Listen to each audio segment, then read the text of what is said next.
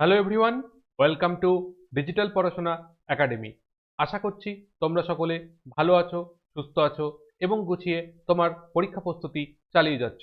তোমরা যারা যারা আমাদের সঙ্গে যুক্ত হয়ে পরীক্ষা প্রস্তুতি করতে চাইছো তাদেরকে অবশ্যই করে বলবো, আমাদের যে অ্যাপ্লিকেশন রয়েছে সেটা গুগল প্লে স্টোর থেকে গিয়ে তুমি সার্চ করো ডিজিটাল পড়াশোনা একাডেমি। দেন তুমি একটা অ্যাপ্লিকেশন পেয়ে যাবে। সেই অ্যাপ্লিকেশনটা অবশ্যই ইনস্টল করো। ইনস্টল করলে সেখান থেকে তুমি যেমন আমাদের পেড ব্যাচে যুক্ত হতে পারবে, একই সঙ্গে তুমি কিন্তু বিভিন্ন ফ্রি অফ কস্ট যে সমস্ত মক টেস্ট রয়েছে সেগুলোকে পার্টিসিপেট করতে পারবে। এর পাশাপাশি সবাইকে বলবো, আমাদের টেলিগ্রাম চ্যানেল রয়েছে, সেখানে যুক্ত থাকতে পারো। এখানে যুক্ত থাকলে সমস্ত ক্লাসের নোটিফিকেশন, ইম্পর্টেন্ট আপডেট এবং মক টেস্ট, এই সমস্ত বিষয় সম্বন্ধীয় যাবতীয় ইনফরমেশন সমস্ত কিছু তুমি এখান থেকে পেয়ে যাবে। আশা করছি অনেকেই তোমরা যুক্ত আছো, আর যারা যুক্ত নেই তারা অবশ্যই করে যুক্ত হয়ে যাও। আজকে তোমাদের যে ক্লাসটা করাতে চলেছি সেটা অলরেডি তোমরা দেখেছো এবং সেই দেখেই তোমরা ক্লাসের মধ্যে এসেছো। তো ক্লাসটার মূল বিষয় যেটা থাকছে সেটা আরপিএফ এসআই এক্সাম যেটা হয়েছে 2024-এ, সেই এক্সামে একটা নতুন টাইপের কোশ্চেন রেশিও এবং প্রপোর্শন থেকে আমরা খুব দেখতে পেলাম। প্রায় প্রত্যেকটা শিফটেই এই টাইপের কোশ্চেন এসেছে। তো সেই টাইপের কোশ্চেনটাকে একটু আলোচনা করে দিই, কারণ আমাকে বেশ কিছু স্টুডেন্ট বলেছিল যে এটা তাদের সমস্যা হচ্ছে বা তারা বুঝতে পারছে না বা তারা কোনোদিনও এই টাইপ কিছু করেনি। তো যারা দরকার আছে তারা ক্লাসটা কন্টিনিউ করবে, যাদের দরকার নেই তাদের দরকার নেই ফালতু ডেটা নষ্ট করার। যারা জানো তাদের তো প্রয়োজন নেই, কিন্তু যারা জানো না তাদের জন্য অবশ্যই আমি আছি এবং সেই সাহায্যটা করার জন্য আমি প্রস্তুত আছি। তোমরা শিখতে চাইলে আমি শেখাতে রাজি আছি। তোমাদের যদি শেখার ইচ্ছা না থাকে তো আমার কিছু করার নেই। তো চলো। তো রেশিও এবং প্রপোর্শনের, রেশিও পার্ট থেকে না, কোশ্চেনটা ছিল অ্যাকচুয়ালি প্রপোর্শন থেকে। বিষয়টা ছিল সমানুপাত ব্যস্তানুপাত, আমরা পড়েছি বা ছোটবেলায় শুনেছি। মাধ্যমিক লেভেলে আমরা প্রত্যেকে পড়ে এসেছি যে সমানুপাতিক ব্যস্তানুপাতিক বিষয়টা আমরা এখন অনেকে ভুলে গেছি। বিষয়টা ওইখানে যাব তার আগে একটা জিনিস শোনো, যে আমরা পড়েছি যে ওহমের সূত্র, সকলে পড়েছি তো ফিজিক্সে ওহমের সূত্র। ওহমের সূত্র, আচ্ছা স্যার, অঙ্কের ক্লাসের মধ্যে হঠাৎ করে ওহমের সূত্র কেন আসলো? আসলো তার কারণ, আমরা জানি উষ্ণতা এবং অন্যান্য ভৌত অবস্থা যদি অপরিবর্তিত থাকে তাহলে কোনো একটা পরিবাহীর মধ্যে দিয়ে তড়িৎ প্রবাহের মান উক্ত পরিবাহীর দুই প্রান্তের মধ্যে বিভব পার্থক্যের কি হয়, সমানুপাতিক হয়। এটা পড়েছি। এই যে কথাটা, যে তড়িৎ প্রবাহ বিভব পার্থক্যের সমানুপাতিক হয়, আমাদের এইটুকু জায়গাকে খুব গুরুত্ব দাও। তাহলে আমরা তখন সেটার ম্যাথামেটিক্যালি যখন আমরা সেই বিষয়টাকে লিখেছিলাম তখন কিভাবে লিখেছিলাম, যে ভি ইজ প্রপোর্শনাল আই, যেখানে ভি হচ্ছে বিভব পার্থক্য, আই ছিল তড়িৎ প্রবাহ মাত্রা। তাহলে তড়িৎ প্রবাহ মাত্রা এবং ভি যখন বলছিলাম সমানুপাত, তখন আমরা এই সাইনটা ইউজ করছিলাম। এর নাম হচ্ছে কি, সমানুপাত সাইন। এই যে সাইনটা, এটার নাম হচ্ছে সমানুপাত সাইন। সমানুপাত সাইন এটা। এবার এই সমানুপাত, তার পরের স্টেপেই আমরা লিখেছিলাম যে V is equal to R into I, যেখানে আর যে লিখেছিলাম সেটাকে আমরা বলছিলাম সমানুপাতিক ধ্রুবক। সমানুপাতিক ধ্রুবক বলছিলাম সেটাকে, তাই তো? তাহলে একদম তুমি নোট বলে একটা জিনিস লিখে রাখো তোমার খাতার মধ্যে। সেটা কি, যে সমানুপাতিক চিহ্নকে তুলতে হলে পারে, সমানুপাতিক চিহ্নকে তুলতে হলে পারে বা সমানুপাতিক চিহ্নকে যদি সমান সমানে পরিবর্তিত করতে হয় তাহলে একটা কনস্ট্যান্ট গুণ করতে হবে। একটা কনস্ট্যান্ট বা ধ্রুবককে গুণ করতে হবে বা একটা ধ্রুবককে নিয়ে আসতে হবে। যদি সমানুপাতিককে ইকুয়াল টু সাইনে কনভার্ট করতে হয় তাহলে পারে আমাদের একটা ধ্রুবক নিয়ে আসতে হবে, যেটাকে বলা হয় সমানুপাতিক ধ্রুবক। তাহলে আমরা এখান থেকে দেখতে পাচ্ছি যে ভি ইজ প্রপোর্শনাল আই বা V is equal to R in I. ফিজিক্সে যার প্রচুর চলিত আছে, ফিজিক্সের ক্ষেত্রে আমরা করি এবং এগুলো যারা ডিটেলসে একটু ধরে ধরে পড়ে তারা এই সমস্ত জিনিসের সঙ্গে পরিচিত। তাহলে ওহমের সূত্র থেকে আমরা এটা আমরা দেখলাম। এই ইলেকট্রিসিটির মধ্যে আরেকটা জিনিস তোমরা পড়ো, সেটা কি পড়ো, যে রোধের মান প্রস্থচ্ছেদের ক্ষেত্রফলের সঙ্গে ব্যস্তানুপাতিক হয়। রোধের মান দৈর্ঘ্যের সঙ্গে সমানুপাতিক হয় আর প্রস্থচ্ছেদের ক্ষেত্রফলের সঙ্গে ব্যস্তানুপাতিক হয়। তখন আমরা বিষয়টাকে কি লিখি, আর ইজ প্রপোর্শনাল ওপরে লিখি এল, নিচে লিখি এ। তাহলে ওপরে এল মানে হচ্ছে সমানুপাতিক, আর এ মানে কি, সেটা ব্যস্তানুপাতিক। প্রস্থচ্ছেদের ক্ষেত্রফলের সঙ্গে ব্যস্তানুপাতিক সম্পর্ক। তখন আমরা বিষয়টাকে লিখছি, ধরে নাও এভাবে লেখা হলো এটা, অর্থাৎ রোধ হচ্ছে দৈর্ঘ্যের সঙ্গে সমানুপাতিক আর প্রস্থচ্ছেদের ক্ষেত্রফলের সঙ্গে ব্যস্তানুপাতিক। বিষয়টাকে এভাবে লেখা হয়, এভাবে লেখা হয়। তো যে কোনো জিনিসকে আমরা এই প্রপোর্শনাল সাইন দিয়ে লেখা হচ্ছে মানে সেটা সমানুপাতিক। আর যখন প্রপোর্শনাল সাইন তুলে দেব তখন কি হয়ে যাবে, সেখানে ইকুয়াল টু আর একটা কনস্ট্যান্ট নিয়ে আসতে হবে, ইকুয়াল টু দিয়ে একটা কনস্ট্যান্ট আনতে হবে। আমরা বয়েলের সূত্র দেখেছি, সেখানে হচ্ছে আয়তন, সেটা কি হয়, ইনভার্সলি প্রপোর্শনাল হয় চাপের সঙ্গে। চাপ বাড়লে আয়তন কমে, আয়তন বাড়লে চাপ কমে, ইনভার্সলি প্রপোর্শনাল বয়েলের সূত্র। এখান থেকে আমরা জানি যে এটাকে এভাবে লেখা যায়, পিভি যদি লিখি, বা পিভি লিখবো কেন, আমি পি ইজ ইকাল টু এভাবে কি লেখা যায়, একটা কনস্ট্যান্ট নিয়ে এভাবে লেখা যায়। তো এই যখনই সমানুপাত থাকবে সেই সমানুপাতকে তোলার জন্য আমরা কি আনি, একটা কনস্ট্যান্ট সাইন আনি। তাহলে আমাদের মনে রাখতে হবে যে আমাদের সমানুপাত প্রশ্নে বলে দেওয়া থাকবে বা ব্যস্তানুপাত তোমাকে প্রশ্নে বলে দেওয়া থাকবে। যখন তোমাকে ডিরেক্টলি প্রপোর্শনাল কথাটা বলবে তার মানে সেটা সমানুপাত বলেছে, সমানুপাতের কথা বলছে। আর যখন ইনভার্সলি প্রপোর্শনাল বলছে তখন তোমাকে ব্যস্তানুপাতের কথা বলবে, তখন তোমাকে ব্যস্তানুপাতের কথা বলছে। সমানুপাত মানে কি, সমানুপাত মানে হচ্ছে যে এ ইজ প্রপোর্শনাল বি, এটাকে বলা হচ্ছে সমানুপাত।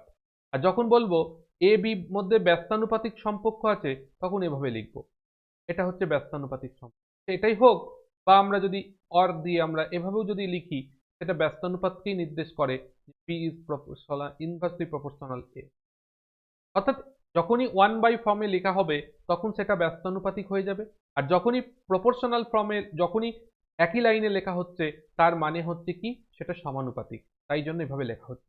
তাহলে আমরা এখান থেকে প্রথম কনসেপ্ট হিসাবে আমরা এইটুকু জিনিস শিখতে পারলাম যে কোনটা সমানুপাত আর ব্যস্তানুপাত কি জিনিস, সমানুপাতকে কিভাবে রিপ্রেজেন্ট করে, ব্যস্তানুপাতকে কিভাবে রিপ্রেজেন্ট করে, বিষয়টা দেখলাম।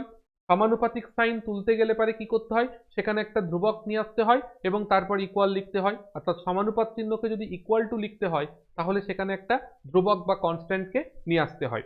এটা আমরা এখান থেকে শিখলাম।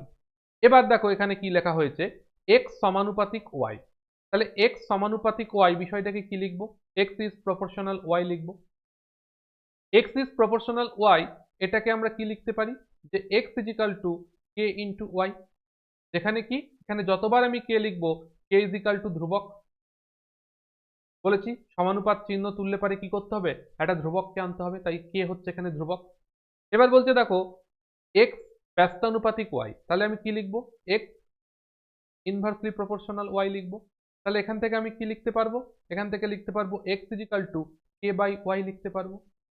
একই রকম ভাবে দেখো দিয়েছে এক্স যদি Y square minus two X এর সঙ্গে ব্যস্তানুপাতে পরিবর্তিত হয় তাহলে বিষয়টাকে কি লিখতে পারবো, তাহলে আমি লিখতে পারবো X is inversely proportional Y square minus two X. বা এটার থেকে আমরা লিখতে পারবো, এটার থেকে লিখতে পারবো যে X is equal to K by, আমরা লিখতে পারবো Y square minus two X. আবার দেখো এটা বলছে X Y square minus two X এর সঙ্গে সমানুপাতে পরিবর্তিত হয়, তাহলে এটাকে আমি লিখতে পারবো এক্স ইজ এটাকে আমি লিখতে পারবো সমানুপাত, তার মানে X is proportional Y square minus two X লিখতে পারবো। বা এখান থেকে আমি লিখতে পারবো X is equal to K into Y square minus two X. তাহলে দেখো প্রত্যেকটা বিষয়কে, যে এক্স সমানুপাতিক ওয়াই, ওয়াই এক্স ব্যস্তানুপাতিক ওয়াই, এটা এক্স যদি Y square minus two X এর সঙ্গে ব্যস্তানুপাতিক হয়, বা এক্স যদি Y square minus two X এর সঙ্গে সমানুপাতিক হয়, এরকম পরীক্ষায় যাই বলে দিক না কেন সেটাকে কিভাবে রিপ্রেজেন্ট করতে হয় সেই জিনিসটা আমরা শিখলাম, এই জিনিসটা আমরা শিখলাম। তো এবার পরীক্ষায় কি ধরনের অঙ্ক এসছে তার একটা নমুনা দেখো। পরীক্ষায় দিয়েছে বা আসছে যেরকম, সেটা বলছে যে যদি ওয়াই মাইনাস এক্স এর সঙ্গে, যদি এক্স যদি ওয়াই মাইনাস এক্স এর সঙ্গে সমানুপাতে পরিবর্তিত হয় তবে এক্স ইজিক্যাল টু থ্রির জন্য ওয়াই এর মান 12 হয়। যখন ওয়াই ইজিক্যাল টু 9 তখন এক্স এর মান কত হবে সেটা নির্ণয় করতে দিয়েছে। তাহলে খুব ভালো জিনিস, এটা করতে দিয়েছে। তাহলে এই ধরনের অঙ্ক কিভাবে করব, আমি আগে বেসিক অ্যাপ্রোচ দেখাচ্ছি, তারপর এক্সাম টাইম কিভাবে করবে সবকিছু আছে। তো বেসিক অ্যাপ্রোচ যা বলেছে তুমি আগে তাই করো। কি বলেছে? বলছে x সমানুপাতিক y-5, এটাই তো বলা আছে প্রথম লাইনে। এবার আমরা কি শিখলাম? আমরা যেটা শিখলাম সেটা হচ্ছে যে সমানুপাতিক তুলতে গেলে পারে একটা কনস্ট্যান্ট আনতে হয়, সেভাবে লিখতে হয়, লিখলাম। এবার তোমাকে প্রথম লাইনে যেটা বলে দিয়েছে দেখো, এই যে এই লাইনটাই যেটা বলছে x ইজিক্যাল টু 3 এর জন্য y এর মান 12 হয়। এই যে কথাটা বললো x ইজিক্যাল টু 3 এর জন্য y এর মান 12 হয়, এখান থেকে তোমাকে একটা ইনফরমেশন দিয়েছে যার মাধ্যমে তুমি k এর মান বের করতে পারবে। অর্থাৎ এই ইকুয়েশনটাকে যদি সলভ করতে হয়, করে যদি k এর মান বের করতে হয়, তাহলে আমাদের কি কি জানতে হবে? x এর মান জানতে হবে আর y এর মান জানতে হবে, তাহলে আমি k এর মান বের করতে পারবো। তাহলে আমাদের এই লাইনটা ইনফরমেশনে দেখো x ইজিক্যাল টু 3 এর জন্য y এর মান 12 হয় বলে দিয়েছে। তাহলে আমরা এখান থেকে খুব সহজেই আমরা k এর মান বের করে নিতে পারবো। তাহলে k ইজিক্যাল টু আমরা কি লিখতে পারি? x by y-5। এবার যার যার জায়গায় তার তার মান বসিয়ে দাও। তাহলে এখানে 3, এখানে হচ্ছে 12-5, তাহলে আসছে দেখো 3/7। তাহলে k এর ভ্যালু এলো এটা। এটা অঙ্কের একটা পার্ট হলো। দ্বিতীয় পার্ট কি আছে? দ্বিতীয় পার্ট বলছে যখন y ইজিক্যাল টু 9 হয় তখন x এর মান নির্ণয় করো। অর্থাৎ এবার তোমাকে বলছে, এটা প্রথম পার্ট হয়ে গেল। দ্বিতীয় পার্টে কি বলছে? যে y ইজিক্যাল টু যদি 9 হয় তাহলে x এর মান কত হবে সেটা তোমাকে এবার ক্যালকুলেট করতে হবে। তার মানে তুমি এই যে ইকুয়েশনটা পেয়েছিলে এই ইকুয়েশনটাকে নিয়ে চলে আসো। তাহলে x is equal to k into y-5 আছে। এবার এখানে তুমি কি করবে? k এর মান বসাবে, y এর মান বসাবে, তোমার বের করতে হবে x এর মান। তাহলে এখানে k এর মান কত? k তো কনস্ট্যান্ট, ওর মান সব জায়গায় সমান হবে, চেঞ্জ হবে না, তাই 3/7 সবসময় সমান হবে এই ইকুয়েশনের জন্য। এবার y এর মান, y এর মান কত দিয়েছে দেখো, y এর মান বলেছে 9, y এর মান 9 -5, তাহলে এখানে আসছে 4, 3 4 12/7, তাহলে x এর মান আসছে 12/7, এটা আমাদের অ্যান্সার হয়ে যাবে। তাহলে x এর মান আসছে আমাদের 12/7, এটা আমাদের অ্যান্সার হয়ে যাবে। তো এটা হলো বেসিক, এভাবে তোমাকে অঙ্ক করতে হবে। এবার বলবেন স্যার আপনি বললেন এক্সাম টাইমে আমরা কি এত কিছু করব বা এত কি করব? অবশ্যই এত কিছু তোমাকে করতে হবে না, কিছু জিনিস মনে মনে ক্যালকুলেশন করতে, এবং এই টাইপের অঙ্কগুলো করার জন্য স্কয়ার এবং কিউব খুব ভালো করে জেনে মুখস্থ রাখা দরকার। কারণ পরীক্ষায়, এটা তো পরীক্ষায় আসেনি, এটা জাস্ট আমি একটা বোঝানোর জন্য নিয়েছি। পরীক্ষায় যেগুলো এসেছে সেগুলোতে কিন্তু কিউব স্কয়ার এরম টাইপের ছিল। তো এই কিউব স্কয়ারের মান না জানা থাকলে করতে কিন্তু সময় লেগে যাবে। তো এবার আমি চলো কিভাবে পরীক্ষার সময় করব।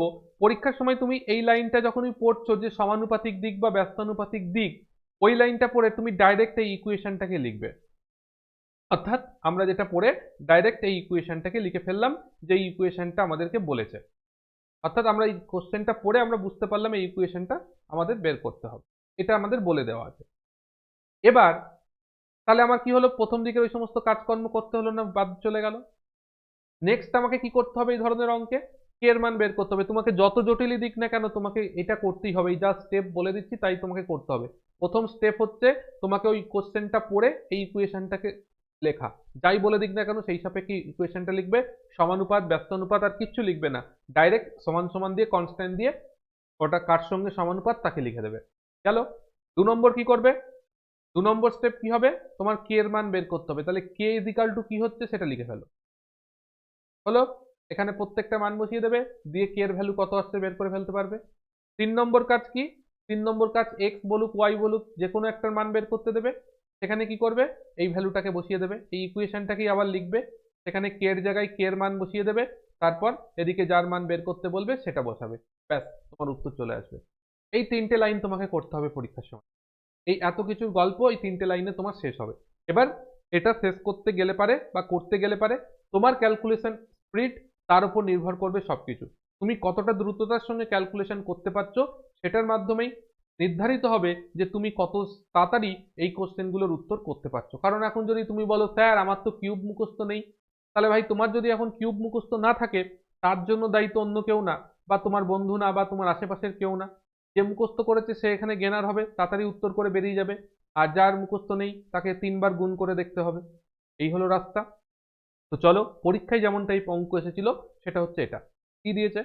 বলছে এক্স যদি ওয়াই কিউব মাইনাস ওয়ান এর সঙ্গে ব্যস্তানুপাতে পরিবর্তিত হয় তবে Y is equal to four এর জন্য এক্স এর মান থ্রি হয়।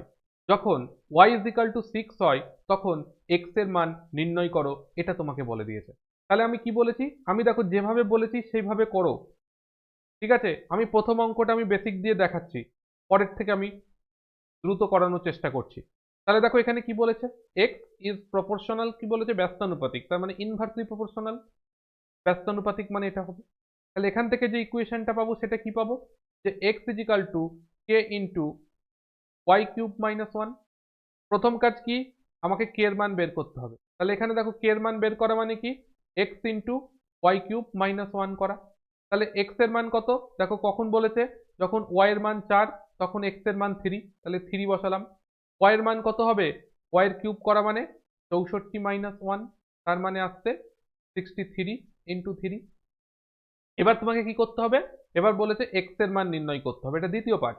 এক্স এর মান নির্ণয় করতে বলেছে, তাহলে কে এর জায়গায় কে এর মান বসিয়ে দাও। দেখো এক্স এর মান যখন বের করবে তখন কি হচ্ছে তোমার, এই X by sorry sorry K by কি হচ্ছে ওয়াই কিউব মাইনাস ওয়ান। তাহলে কে এর ভ্যালু কত, দেখো কে এর ভ্যালু হচ্ছে 63 ইন্টু 3, আর ওয়াই কিউবের মান কত, দেখো 6 আছে। এবার বলো 6 এর কিউব কত হয়, চট করে কমেন্ট করো 6 এর কিউব কত হয় এটা। তাহলে আমাদের এখানে কি কাটাকাটি যাবে কিছু, দেখো তো, দেখো কাটাকাটি যাচ্ছে কিছু? আই থিঙ্ক কোনো কিছু কাটাকাটি যাচ্ছে না। তাহলে এবার গুণ করে ফেলো। তাহলে 3 তিরিক্কা 9 আর 3 6 18 আর নিচে হচ্ছে 15। তাহলে আমাদের অ্যান্সার আসছে এটা। এটা কোথায় আছে, এটা আছে অপশন সি তে। অপশন সি আমাদের কারেক্ট অ্যান্সার হয়ে যায়।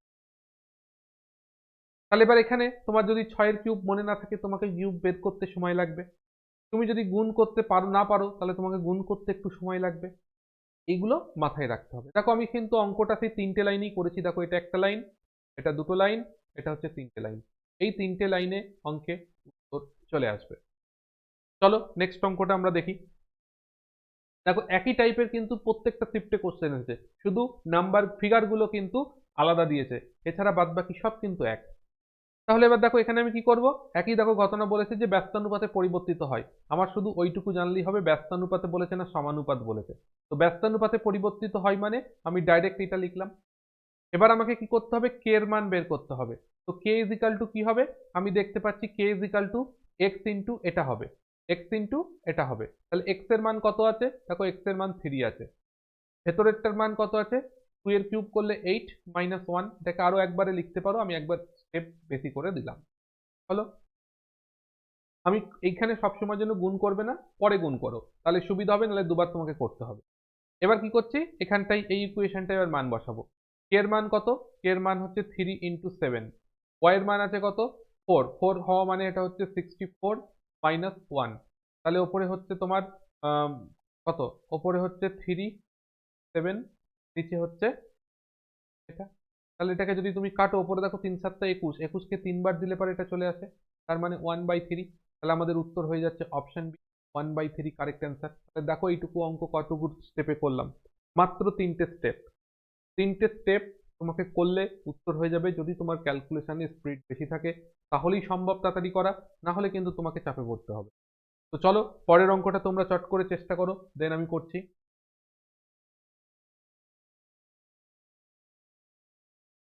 সকলে করতে থাকো, দেন আমি করে দিচ্ছি, দেখো পারো কিনা।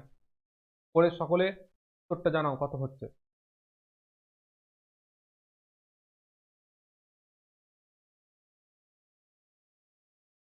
চলো এখানে কি হবে, দেখো এখানে আমি আর একটা স্টেপ এখানে আমি জাম্প করে দিতে পারি। তোমার যদি কনফিডেন্স থাকে তুমি একটা স্টেপকে জাম্প করতে পারো। তোমার যদি সেই লেভেলে প্র্যাকটিস থাকে তুমি একটা স্টেপকে সহজেই জাম্প করতে পারবে। কিভাবে, আমি ডাইরেক্ট কে এর মান লিখবো। আমরা কি দেখলাম, কে এর মান হওয়া মানে কি, ব্যস্তানুপাতে থাকলে এই সংখ্যা দুটোর গুণফল, তাই তো? ব্যস্তানুপাতে থাকলে এদের গুণফল হয় তো, দেখো এই যে এখানে ব্যস্তানুপাত ছিল, তার মানে কি এটার সঙ্গে এটাকে গুণ করেছি কে এর মান। তাহলে এখানেও আমরা তাই করতে পারি, ডাইরেক্ট কে এর মান লিখছি। ব্যস্তানুপাত থাকলে এই যে যে দুটো জিনিস বলে দিয়েছে তাদের গুণফল করতে হবে, আর সমানুপাত যদি থাকতো এদের দুজনার ভাগ করে দিতাম। ঠিক আছে, তাহলে আমি এখানে যেহেতু ব্যস্তানুপাত বলে দিয়েছে, তাই জন্য আমরা কে এর মান কি লিখবো, কে এর মান আমরা ডাইরেক্ট গুণ করে লিখতে পারি। তাহলে দেখো x এর মান কত দিয়েছে, 8 দিয়েছে, y এর মান কত আছে 3, তার মানে হচ্ছে 27 মাইনাস 1, তার মানে হচ্ছে 8 ইন্টু 26। ঠিক আছে, এবার আমাকে বের করতে হবে ইকুয়েশনটা থেকে। তাই এটা একবার লিখে নিলে কোনো অসুবিধা নেই, কোনো ব্যাপার না, এটাকে একবার লিখে রাখা বেটার, তাতে ভুলটা হওয়ার চান্স কম। তাহলে এবার দেখো কে এর মান এসছে কত, 8 ইন্টু 26, ওয়াই কিউবের মান কত 6, 6 এর কিউব মানে কত 216, 216 থেকে একবার দিলে কত হয় 215। এবার কাটাকাটি যায়, কাটাকাটি যাচ্ছে না, তাহলে 215 নিচে থাকলো, ওপরে কত হচ্ছে 6 8টা 48 এর 8, আর 8 4 8টা 8 দুগুণে 16, 16 আর হচ্ছে 4-এ, তাহলে আমাদের উত্তর হয়ে যাচ্ছে অপশন এ। অপশন এ আমাদের এইভাবে কারেক্ট অ্যান্সার। চলো নেক্সট আমরা চলে যাব পরবর্তী কোশ্চেন। দেখো একই টাইপের দিয়েছে, যদি x যদি এত এর সঙ্গে ব্যস্তানুপাতে পরিবর্তিত হয় তবে y is equal to 3 এর জন্য x এর মান 5 হয়, যখন y is equal to 7 হবে তখন x এর মান কত হবে। করে ফেলো, দ্রুততার সঙ্গে করবে এগুলো, ঠিক আছে। তো এটা হচ্ছে, এটা আসলো। নেক্সট হচ্ছে তোমার x এর মান বের করতে হবে, তাহলে আমি এখানে বসিয়ে দিলাম 5 ইন্টু এটা, নিচে কত আছে 7, 7 এর কিউব কত হয় বলে ফেলো, 3 4 3 মাইনাস 1। এগুলো মুখস্থ রাখতে হবে, মুখস্থ রাখলে উত্তর হবে তাড়াতাড়ি, মুখস্থ না থাকলে ভুগতে হবে, কিছু করার নেই সব জিনিস। ব্যাস এবার কাটাকাটি করো। কাটাকাটি করব কি দিয়ে, আমরা কি দিয়ে কাটতে পারি, 2 দিয়ে কাটা যায়, প্লেন 2 দিয়ে কাটো, তাহলে 5 ইন্টু 13, আর এখানে যদি 2 দিয়ে কাটো 17, 5 13 65, আর নিচে হচ্ছে আমাদের উত্তর হয়ে যাচ্ছে 65/171। অপশন এ এটার ক্ষেত্রে কারেক্ট অ্যান্সার। নেক্সট চলো পরেরটাই যাই। পরেরটা বলছে x যদি y কিউব মাইনাস 1 এর সঙ্গে ব্যস্তানুপাতে পরিবর্তিত হয়, মানে বিষয়টা একই জিনিস বলেছে, তাহলে পরে আমাদের বিষয়টা কি ঘটবে, চলো করে ফেলি। তাহলে আমাদের একবারে আমি k এর মান বের করছি, কারণ যেহেতু ব্যস্তানুপাত বলেছে তার মানে গুণ হবে। x এর মান 6, y এর মান কি আছে 3 আছে, তাহলে 3 মানে হচ্ছে 27 মাইনাস 1, তার মানে 6 ইন্টু 26। নেক্সট হচ্ছে x এর মান বের করব, 6 ইন্টু 26 ডিভাইডেড বাই, আমার কি হবে, নিচে আছে কত 8, 8 মানে কত, 8 এর কিউব করলে কত হয় 512 মাইনাস 1, তাহলে হচ্ছে 2 ইন 26 ডিভাইডেড বাই হচ্ছে 511। কাটাকাটি যায়, আই থিঙ্ক কাটাকাটি যাচ্ছে না আমার হিসাবে, তাহলে যদি যাই তাহলে আমাকে বলবে। তাহলে এটা হচ্ছে কত 26, 26, আচ্ছা সরি এখানে ভুল করেছি, এটা 6 হবে, ঠিক আছে। 6 6 36, 6 হাতে আছে 3, আর 6 দুগুণে 12, 12 আর 3 হচ্ছে 56/511। অপশন আছে দেখো কারেক্ট আনসার, অপশন আমাদের এক্ষেত্রে কারেক্ট আনসার। ঠিক আছে, তো এইভাবে আমাদের অঙ্কগুলো করতে হবে। এটা তোমাদের বাড়িতে করার জন্য দিলাম HW, অবশ্যই করে আমাকে কমেন্ট সেকশনে কিন্তু জানাবে, তোমরা দেখবো কজন ঠিকঠাক বুঝলে আর কজন ঠিকঠাক অ্যান্সার করতে পারলে। তো নেক্সট হচ্ছে এই অঙ্কটা, এটা দেখো, এটা আবার দিয়েছে দেখো সমানুপাতিক, এটা যেহেতু সমানুপাতিক দিয়েছে তাহলে এটাকে আমাকে করতে হবে। তাহলে আমি কি দিয়েছে যে ওয়াই প্রপোর্শনাল, মানে হচ্ছে কে উঠে গেল প্রপোর্শনাল সাইন তুলে দিয়ে, দিয়ে দিয়েছে x square minus 3x plus 1। এবার আমাকে কি করতে হবে, কে এর মান বের করতে হবে, তাহলে কে এর মান বের করতে গেলে কি হবে, ওয়াই বাই এটা হবে এক্স স্কোয়ার মাইনাস 3x। তাহলে ওয়াই এর মান কত দিয়েছে, দেখো ওয়াই এর মান দিয়েছে 22, এক্স এর মান যখন 5, তাহলে 5 হলে পারে কত হচ্ছে, এটা হচ্ছে 25 মাইনাস 3 5 15 প্লাস হচ্ছে 1, তার মানে আসছে কত, ওপরে 22, নিচে হচ্ছে 25 থেকে 15 বাদ দিলে 10, 10 আর 1 11, তার মানে আসছে কত, তাই তো, ঠিক করলাম তো নাকি ভুল করলে বলবে। যেটা এক্স স্কোয়ার মানে 5, 5 এর স্কোয়ার 25, 3 5 15, 25 থেকে 15 বাদ দিলে 10 আর একে হচ্ছে 11। ঠিক আছে, কে এর মান আসছে 2। তাহলে এবার আমাকে বের করতে হবে y ইজ ইকাল টু 7 এর জন্য x এর মান নির্ণয় করো। এটা ভুল আছে লেখা, 100% ভুল আছে, বের করা যাবে না, না বের করা যাবে, তাহলে মিডল টার্ম করতে হবে।